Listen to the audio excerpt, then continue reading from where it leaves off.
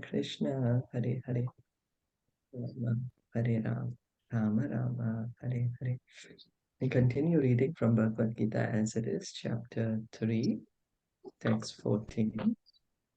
Annad bhavanti bhutani, Annata Bhavanti Bhutani parjanyad annasambhavaha, Parjanyat Parjanyad Anasambhava yagyad bhavati parjanyo, Yajyat Yajnam Bhavati Parjanyo yagya karma samudbhavaha. Yajya Karma Yajna Karma Samudbhava.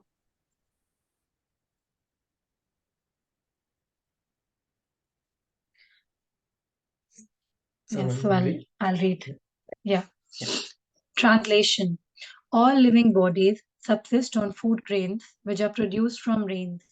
Rains are produced by performance of yajna and yajna born of prescribed duties. Purport. Sri Baladeva Vidya Bhusana, a great commentator on the Bhagavad Gita, writes as follows: Ye Indradi Angataya Vastititam Yagyam Sarveshwaram Vishnum Abhyacharya Takshesham Astinati Tena Tad Deha Yatram Sampadayanti Te Santa Sarveshwarasya Yajna Purusasya Bhakta Sarva Kilbi Shair Anadi Kala Vivriddhair Atma Pratibandhakair Nikhila Papayar Vimuchante. The Supreme Lord, who is known as the Yajna Purusha or the personal beneficiary of all sacrifices, is the master of all the demigods who serve him as the different limbs of the body serve the whole. Demigods like Indra, Chandra, and Varuna are appointed officers who manage material affairs, and the Vedas direct sacrifices to satisfy these demigods so that they may be pleased to supply air, light, and water sufficiently to produce food grains. When Lord Krishna is worshipped, the demigods who are different limbs of the Lord are also automatically worshipped. Therefore, there is no separate need to worship the demigods. For this reason, the devotees of the Lord who are in Krishna consciousness offer food to Krishna and then eat, a process which nourishes the body spiritually. By such action, not only are past and full reactions in the body vanquished, but the body becomes immunized to all contamination of material nature. When there is an epidemic disease, an antiseptic vaccine protects the person from the attack of such an epidemic. Similarly, food offered to Lord Vishnu and then taken by us makes us sufficiently resistant to material affection. And one who is accustomed to this practice is called a devotee of the Lord. Therefore, a person in Krishna consciousness who eats only food offered to Krishna can counteract all reactions of past material infections, which are impediments to the progress of self realization. On the other hand, one who does not do so continues to increase the volume of sinful action, and this prepares the next body to resemble hogs and dogs, to suffer the resultant reactions of all the sins. The material world is full of contaminations, and one who is immunized by accepting prasadam of the Lord, food offered to Vishnu, is saved from the attack, whereas one who does not do so becomes subjected to contamination. Food grains or vegetables are factually eatables. The human being eats different kinds of food, grains, vegetables, fruits, etc. And the animals eat the refuse of the food, grains, and vegetables, grass, plants, etc. Human beings who are accustomed to eating meat and flesh must also depend on the production of vegetation in order to eat the animals. Therefore, ultimately, we have to depend on the production of the field and not on the production of big factories. The field production is due to sufficient rain from the sky, and such rains are controlled by demigods like Indra, sun, moon, etc. And they are all servants of the Lord. The Lord can be satisfied by sacrifices. Therefore, one who cannot perform them will find himself in scarcity. That is the law of nature. Yajna specifically, the Sankirtana Yajna prescribed for this age must therefore be performed to save us at least from scarcity of food supply. So here in this verse, Krishna is speaking about Karma Kand section of the Vedas. You know, a lot of the big portion of the Vedas speak about this, doing some sacrifices, pujas, worshipping the demigods. Why? To please the demigods. Why? So they can supply enough necessities of life, because the demigods are in charge of supplying various necessities like the sun god, so that sun rises and sets on time. Then there is Indra for water, Vayu for the wind, all these different things. So a big portion of the Vedas does speak this. And then interestingly, Krishna is putting it here because, well, what Krishna is saying, whatever level you are at, begin from that level and gradually elevate yourself to Krishna consciousness. That's what the Vedas is about.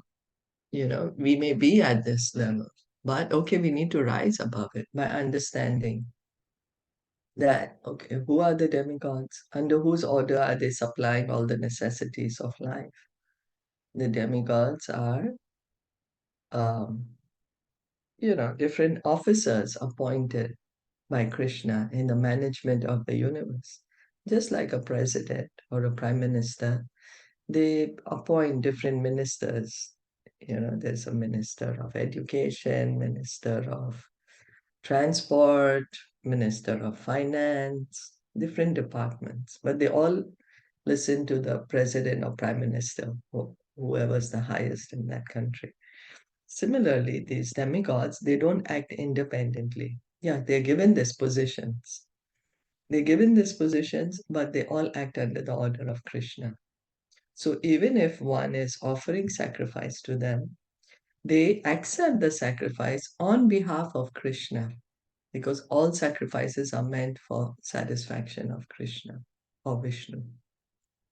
So they first offer it to Vishnu, then they take their share of sacrifice, and then they give whatever rain or sun or whatever is needed. So now in Kali Yuga, we do not have so much time, we do not have so much, and also the danger of um, worshipping the different demigods is we may get carried away. We may get distracted from the real goal, which is actually to worship Krishna, to go back home, back to Godhead. And we may just get so caught up in the worship of demigods because we are so interested to receive a lot of material benefits now, so that we can be enjoying here more, be more sense gratification. So that is a danger too. So what we are advised in this age of Kali, the way that if we really want to worship the demigods in this age, worship Krishna, because by worshiping Krishna, automatically the demigods are also worshipped. Why? Because they're part and parcels of Krishna. When we water the root of a tree, automatically the entire tree becomes healthy, the leaves, the twigs, everyone gets the water. Imagine if we have to pour water to each and every leaf of a tree, the tree is going to die. Why? Because the water is not given to the root.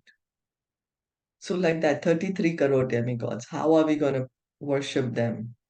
33 crore of them individually. How do you worship them? We do not have the capacity. Worship Krishna, they all automatically get worshipped. Prabhupada is pointing out here about it. Offering food to Krishna and then eating. Because all the grains, everything is supplied by Krishna. Rain, sun, the air. We don't manufacture these in our factory. We do not have. Well, we have this bottle and water plants, but where is the water actually coming from? We don't create the water. Okay, they may be distilling the water, but the water is coming from rainfall, from the rivers, the lakes, isn't it? So then, because Krishna is providing everything, it's our duty to first offer the foodstuff that we prepare to Krishna and then accept it as prasad. Then it becomes spiritual food. Then it's not sinful. It's, as we were saying yesterday, if someone just comes to our house, opens the door, takes away whatever, anything they want, we're going to make a police report, say, hey, this person is a thief, taking away things from me. So we don't want to be that. So the devotees, what do? The devotees offer the food first to Krishna. And then they have. And in that, Prabhupada is saying it counteracts all reactions of past material infections. The prasadam acts like a vaccine. We take a vaccine, COVID vaccine, to protect us against the disease. So disease is this material infection that we have gotten. So the prasadam is like a vaccine. The yagya that is recommended for this age, in Kali Yuga, all the shastras say that Hare Nama, chanting of the holy name, the Sankirtan Yagya, that is what is recommended for this age of Kali for us. We are not required to perform huge fire sacrifices. We are not required to meditate for hours and hours. We are not required to do, those elaborate deity worship which was there in Dwapara Yuga. But what is prescribed is the Sankirtan Yagya, chanting of the Hare Krishna mantra. So we have to understand the position of the demigods. They are not independent personalities. They are also listening to Krishna's order. Bhagavatam says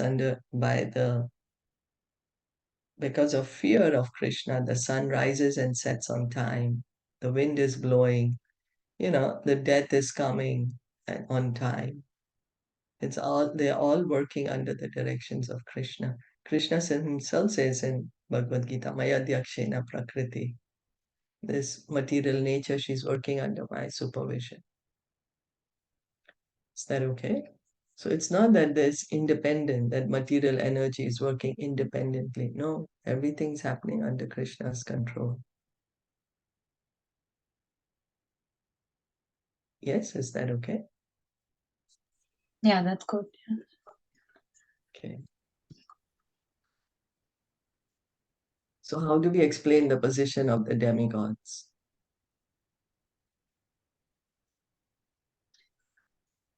The Hmm? the position means they're working for the Supreme Lord. Yes, they're working for They the serve. Supreme Lord. Yeah. They are the important positions. They are worthy of our respect. We should not disrespect anyone. They are highly qualified personalities. So we should respect them, but they need not be worshipped separately. Worship is for Lord Krishna. Respect is to be given, of course. So karma brahmodbhavam vidhi. Karma Brahmo the Bhavan with the Brahmakshara samudbhavam.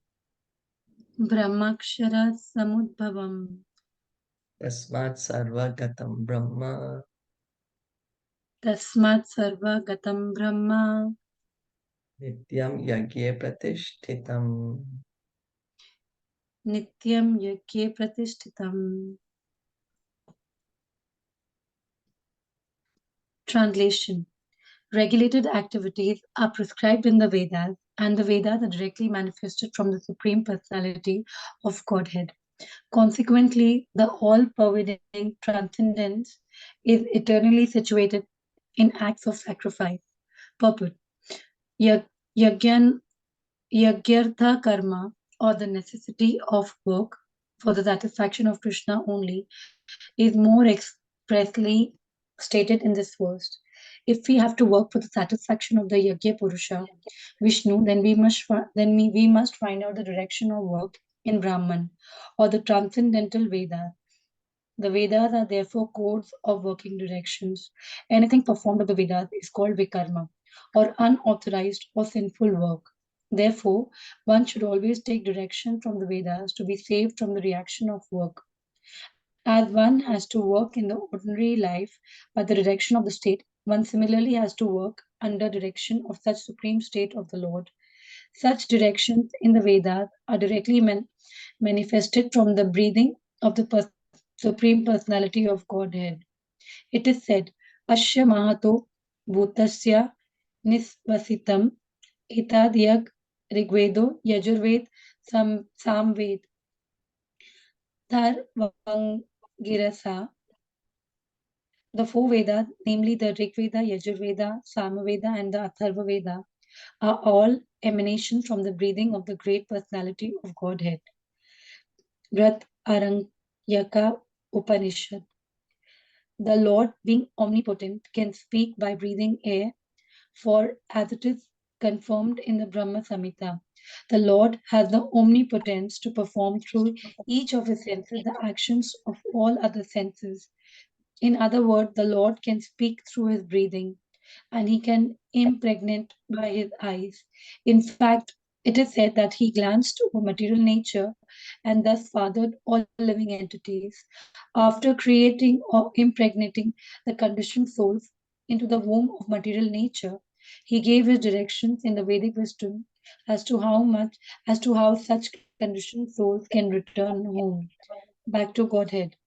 We should always remember that the conditioned souls in material nature are all eager for material enjoyment, but the Vedic directions are so made that one can satisfy one's perverted desires, then return to Godhead, having finished his so called enjoyment.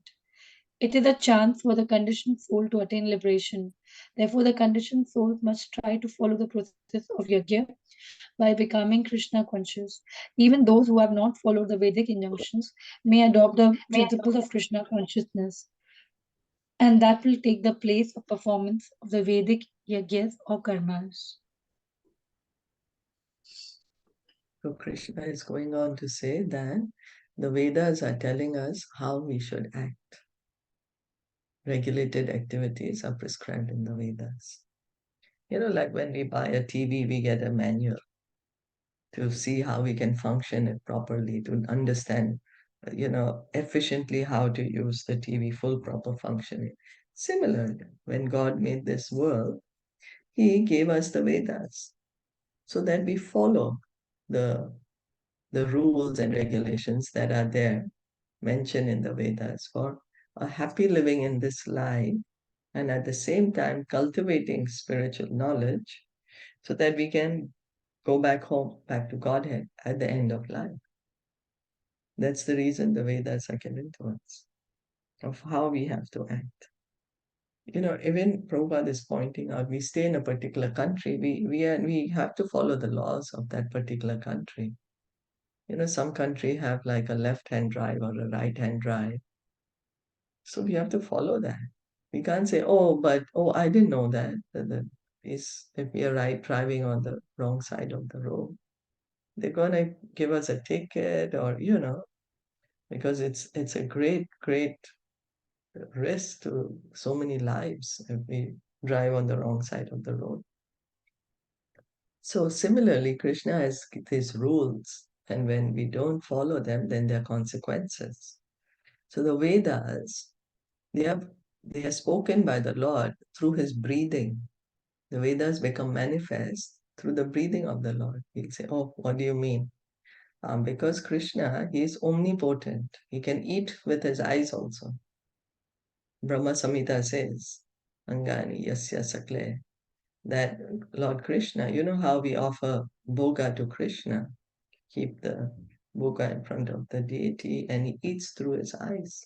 We can't do that. Krishna can do that. He's omnipotent. That's why he can do it. We can't do such things. So from the breathing of the Supreme Lord, the Vedas became manifest. Okay. And then how, and here Prabhupada is pointing, he can impregnate through his seeing. How did we, the material entities, I'm sorry, the living entities, we are spiritual, how did we enter the material world? From the glance of Mahavishnu, when the creation happens. Bhagavatam's, the first three cantos, has so much detailed information on the creation. It's repeatedly there. And by the glance of Mahavishnu, we, the living entities, are put here inside the material nature. Krishna himself says in Bhagavad Gita, I am the seed-giving father of all the living entities and whatever species of life. Yeah, we all souls belong to Krishna. So then Prabhupada is pointing out that by becoming Krishna conscious, automatically we are following all Vedic injunctions. By following the principles of Krishna consciousness, automatically we are performing all the Vedic yagyas, everything. We begin our hearing and chanting, follow the four regulative principles. And in that way, we are following all that is mentioned in the Vedas. Evam pravartitam chakram. Evam pravartitam chakram Nanu vartayati hayaha. nanu vartaya tita yaha Aghayur indriya ramo. agayur indriya ramo Ogam partha sajivati. bhogam partha sajivati. Translation. My dear Arjuna, one who does not follow in human life the cycle of sacrifice thus established by the Vedas certainly leads a life full of sin. Living only for the satisfaction of the senses, such a person lives in vain. Purport. The Mammonist philosophy of work very hard and enjoy sense gratification is condemned herein by the Lord. Therefore, for those who want to enjoy this material world, the above mentioned cycle of performing yajna is absolutely necessary. One who does not follow such regulations is living a very risky life, being condemned more and more. By nature's law, this human form of life is specifically meant for self realization in either of the three ways, namely Karma Yoga, uh, Jnana Yoga, or Bhakti Yoga. There is no necessity of rigidly following the performances of the prescribed yajnas for the transcendentalists who are above vice and virtue. But those who are engaged in sense gratification require purification by the above mentioned cycle of yajna performance. There are different kinds of activities. Those who are not Krishna conscious are certainly engaged in sensory consciousness. Therefore, they need to execute pious work. The yajna system is planned in such a way that sensory conscious persons satisfy their desires without becoming entangled in the reaction of sense gratificatory work.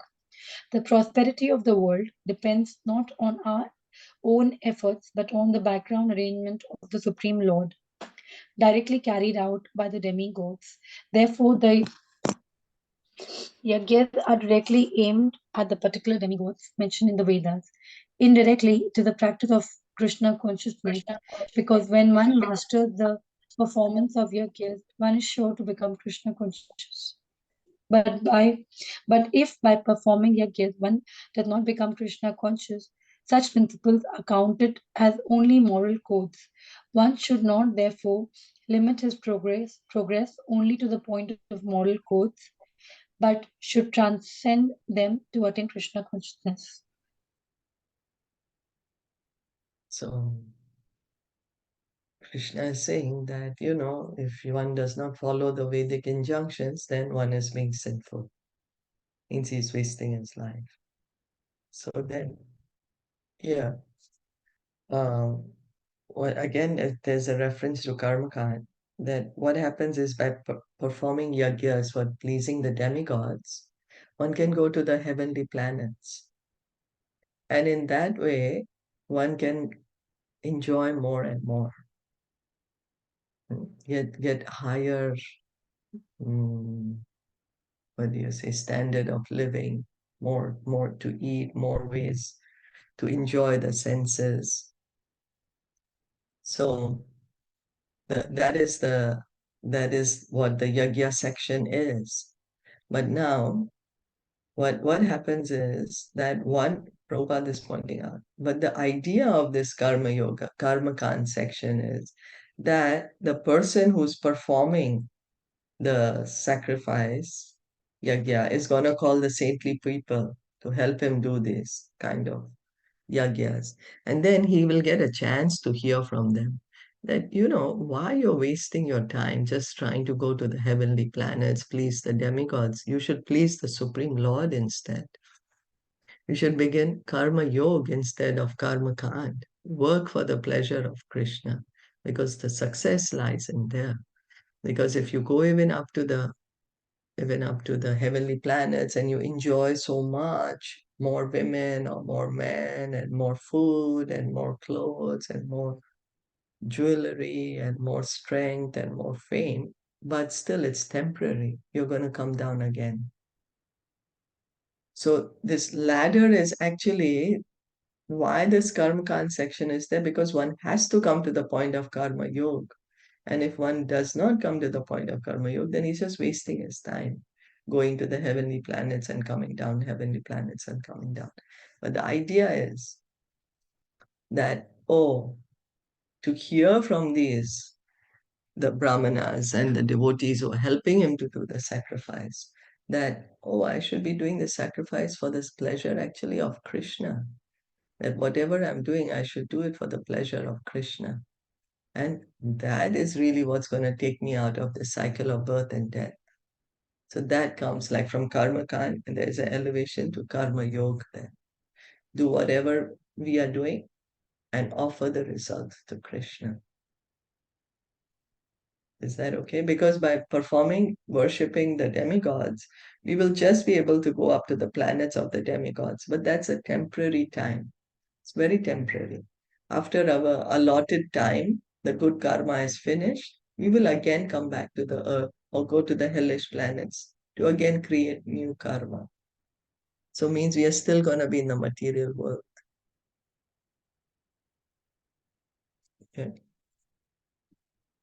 That's why the karma kind is not recommended. It still keeps us in the material world. Like a jail cell, we get promoted to a 5-star jail cell, but it's still the jail. Yastva atma ratir eva syad. Yash Yastva Atma Ratir Eva Syad. Atma triptascha manavaha. Atma Triptascha Manava. Atmani eva cha santushtas. Atmani Eva Cha Santushtas. Tasya karyam na vidyate. Tasya Karyam Na Vidyate.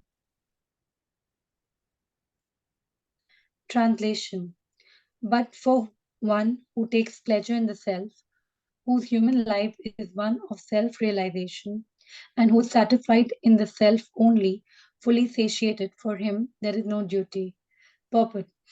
A person who is fully Krishna conscious and is fully satisfied by his acts in Krishna consciousness no longer has any duty to perform.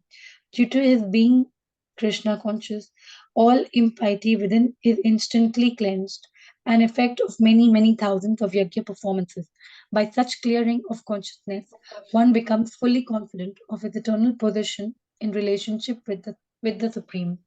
His duty thus becomes self illuminated by the grace of the Lord, and therefore he no longer has any obligations to the Vedic injunctions.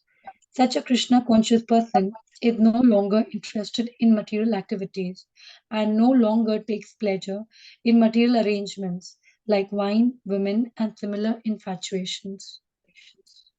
So here Prabhupada is pointing out the pure devotee. Pure devotee. He's completely understood his relationship. I'm eternal servant of Krishna. So he's not on the material platform. He's not thinking he's the body.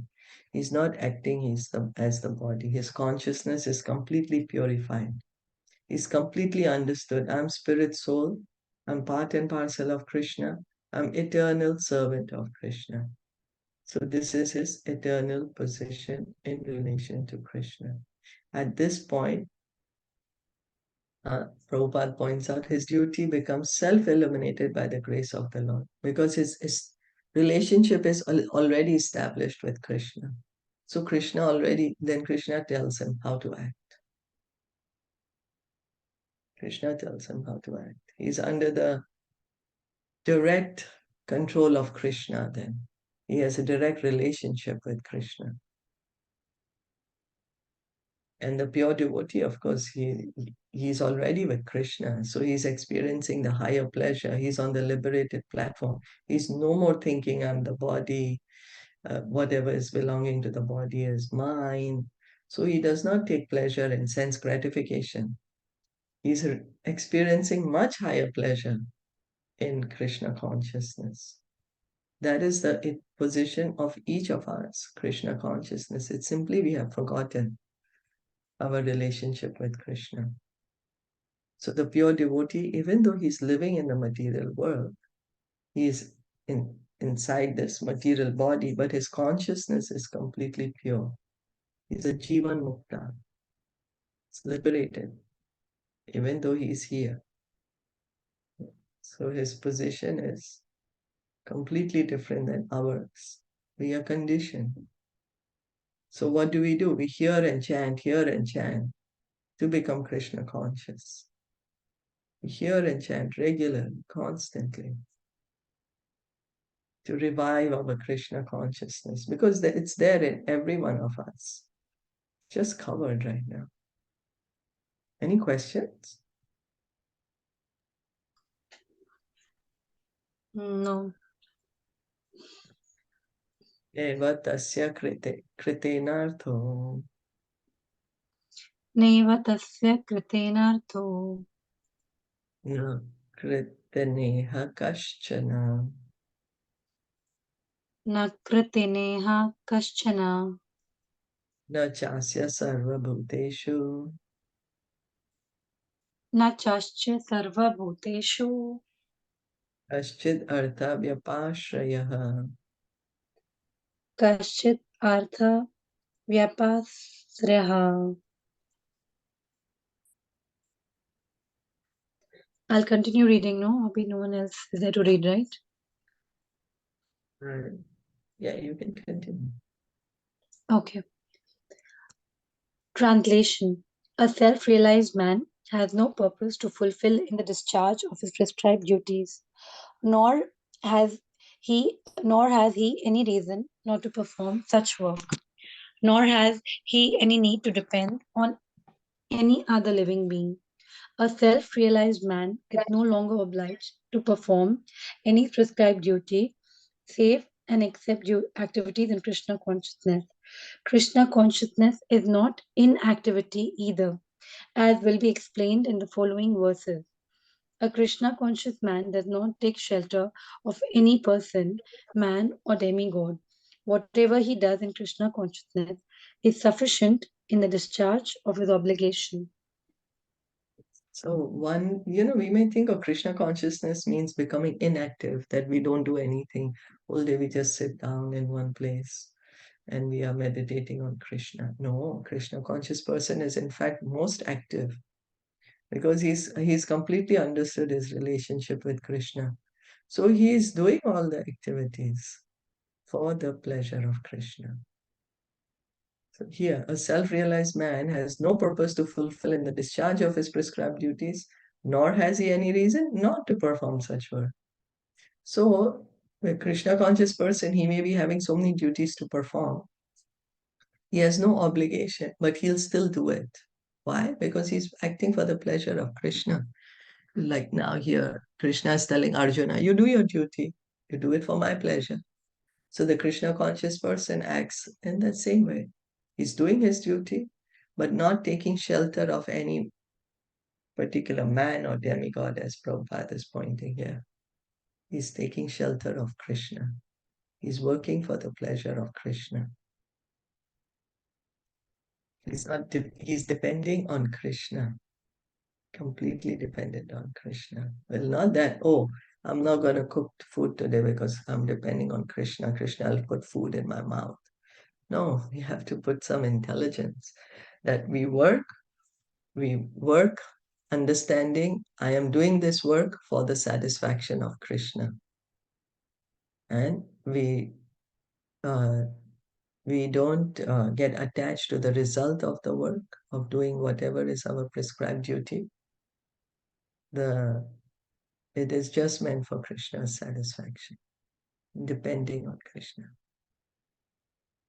I'm not sure if Deepika, but anyway, she's signed up. Yeah, so continue. You can continue with them. Tasmad asakta satatam. Tasmat asakta satatam. Karyam karma samachara.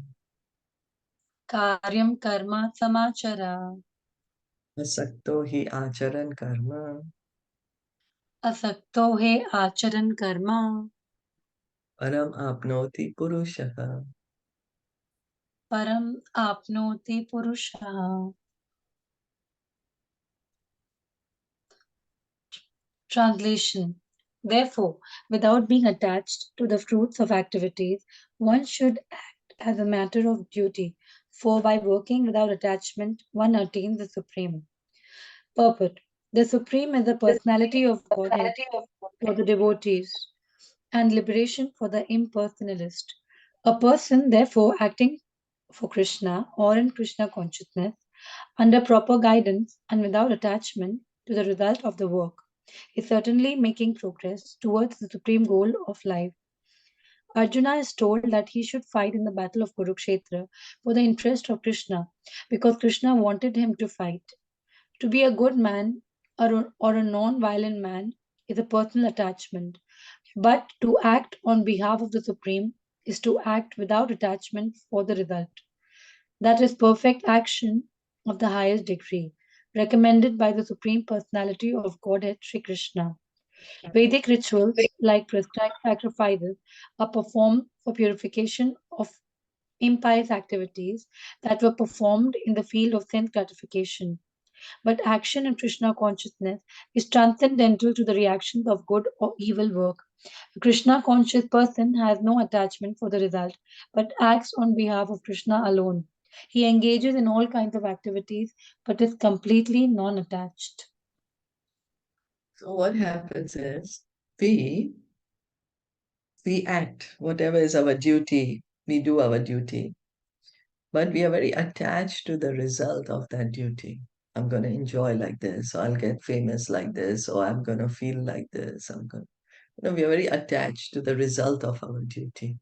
But what Krishna is saying, you do your duty, but you don't get attached to the result.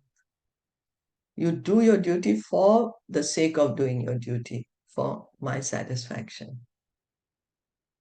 So Karma Yoga is also done by impersonalists who they will say that I'm just doing my duty for the sake of doing duty. I'm not attached to the result. But also the devotee does this, the same, that I'm doing my duty and he says, I'm not attached to the result, but I'm giving the result to Krishna. So then, in fact, the devotee can go back home, back to Godhead, because he's building up his attachment to Krishna. Whereas someone may say, okay, I'm working, but I'm not attached to the result. Yes, that's very good, very purifying. But he may not be able to actually get out of this material world permanently because he doesn't know that there's Krishna and there's devotional service and there's the spiritual world. So the devotee is acting under proper guidance because he knows, okay, now I'm going to act, I'm going to do my duty, but I will not be attached to the result. I will also not be attached to not doing my duty. Sometimes we say, I don't want to do my duty. We are so depressed, so upset. I don't want to do it. Krishna is saying, you do your duty, but do it for my satisfaction. So this becomes karma yoga. And then gradually, the more we do it, the more we will get attached to Krishna. And proportionately, to that degree, we will get detached from the material world. It's automatic. And then to that degree, we get free from the reactions. We won't get reactions to those actions, no? So to that degree, we are getting clean. Our consciousness is getting purified. So the devotee, it's not that he's not acting. He's doing all kind of activities. He's doing all his duties, but all for the pleasure of Krishna. So whatever duty we have, we do those duties for the pleasure of Krishna. And then how can we maintain that kind of consciousness that I have to do my duty for the pleasure of Krishna? We continue hearing and chanting. We have to do our hearing and chanting. Then only we will be able to come to this point of offering the results to Krishna. Otherwise, we'll say, who Krishna? What Krishna? I'm Krishna myself. I'm God myself. Hmm. So continue the regular hearing and chanting will help us to do this detached work. Nishkam Karma Yoga. It will bring us to that point. Karma neva hi samsiddham. Karma neva hi samsiddhim. Astita janakadaya. Astita janakadaya. Loka sangraham evapi. Loka sangraham evapi. Sampashyan kartum arhasi. Sampashyam kartum arhasi.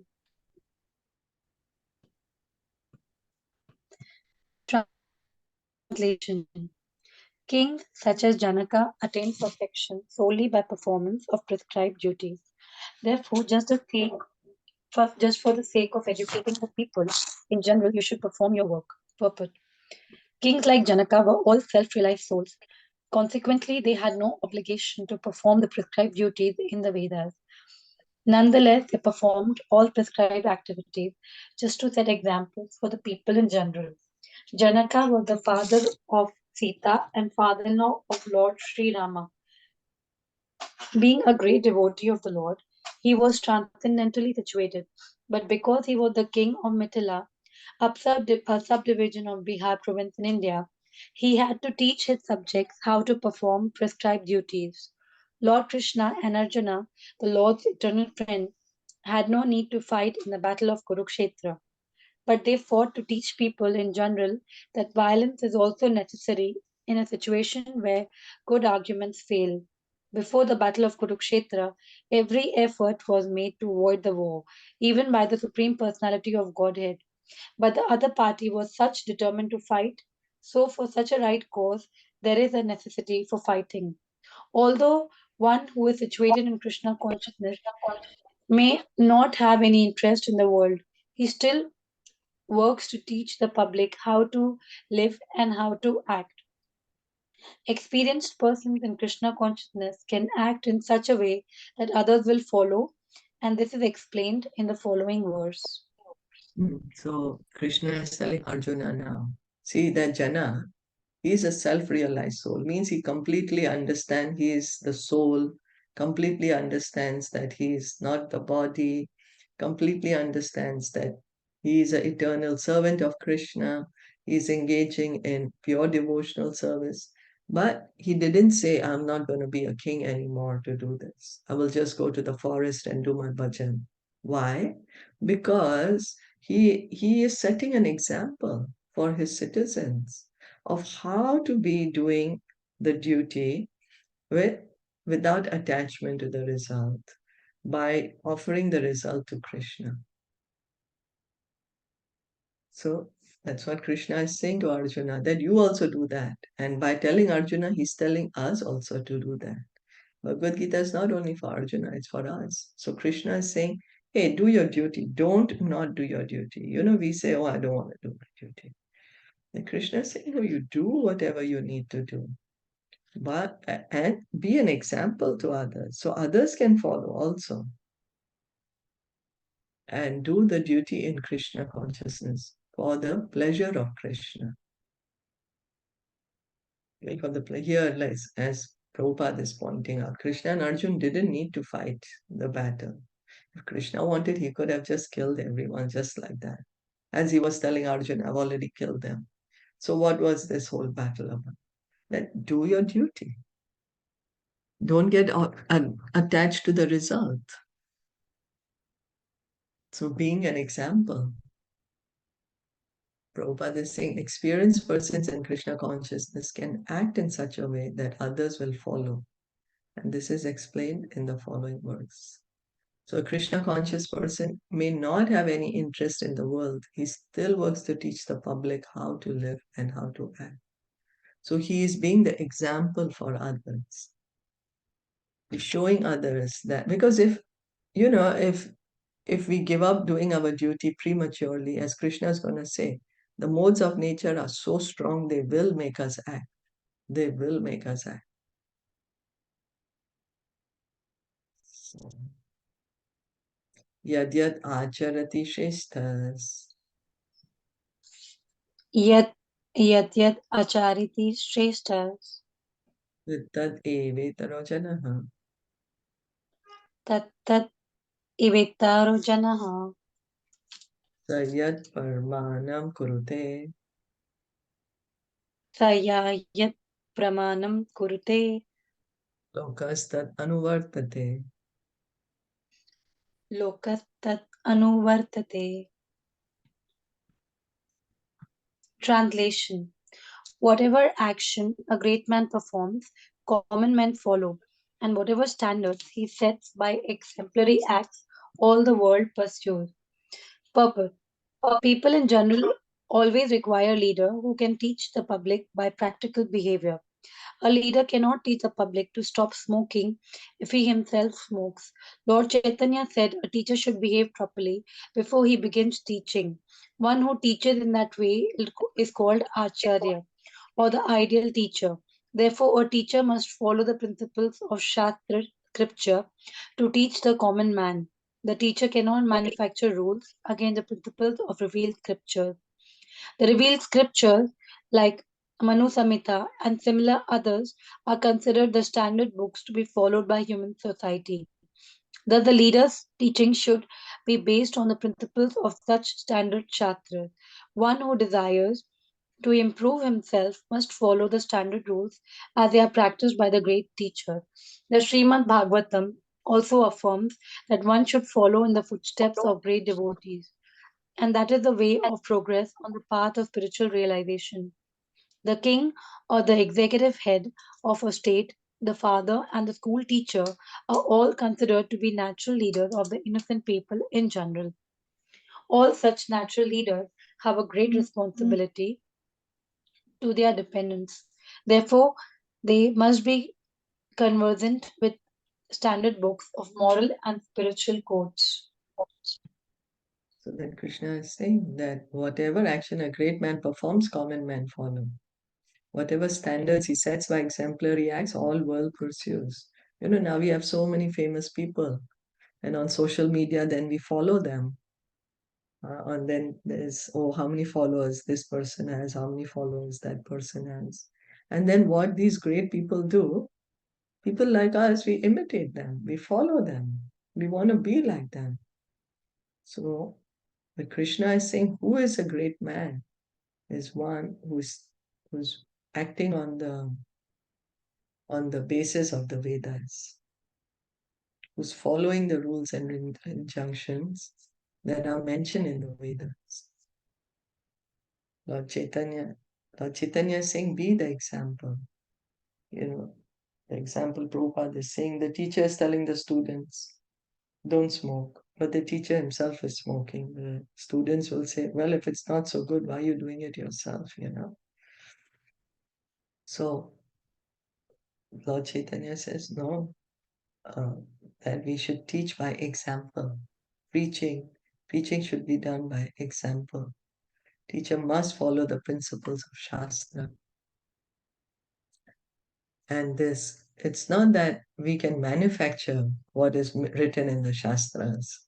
I'm gonna do like this rule, this regulation, and we manufacture, like we just, according to me, this is convenient to me, so I make up a rule. No, the rules are there in the books that should be followed. Manu Samhita, Manu is the father of mankind. He has given the codes for human beings. It's mentioned in the Manu Samhita. So, experienced teacher should follow. How does he become a teacher? Because he's a good student. A good teacher is always a good student. He's following the previous acharyas. Mahajano yenas kata sapantha. That's how he's becoming a good teacher. So this is what Bhagavatam is saying. Follow in the footsteps of great devotees. Mahajano yena gata sapantha. And that is the way of progress of spiritual realization. So who are the people that we should actually follow? Follow the Mahajan. Follow the Mahajan, the pure devotees. Because by following them, we will also reach back to Godhead. Whoever we follow, we are going to be where they are at. Isn't it? Somebody is going to Delhi, we follow them, we'll reach Delhi. Somebody is going to America, we follow them, we'll reach America. So if we follow the footsteps of the great devotees are always in Golok Vrindavan. We will also reach Golok Vrindavan, the spiritual world. And Prabhupada is pointing out the father, the school teacher, the leader of society, the governmental head. They are all natural leaders for us. And so these natural leaders have a great responsibility. And so they should understand. So then in turn means we, each and every one of us, because each of us influence another in some way or the other. So each of us should try to understand Krishna consciousness, try to become Krishna conscious, hearing and chanting. Is that okay? Yeah, good. So we'll stop here for today. Time is almost up. Thank you so much for listening in and joining in. Srila Prabhupada ki jai. Gaur Bhakta Vrinda ki jai.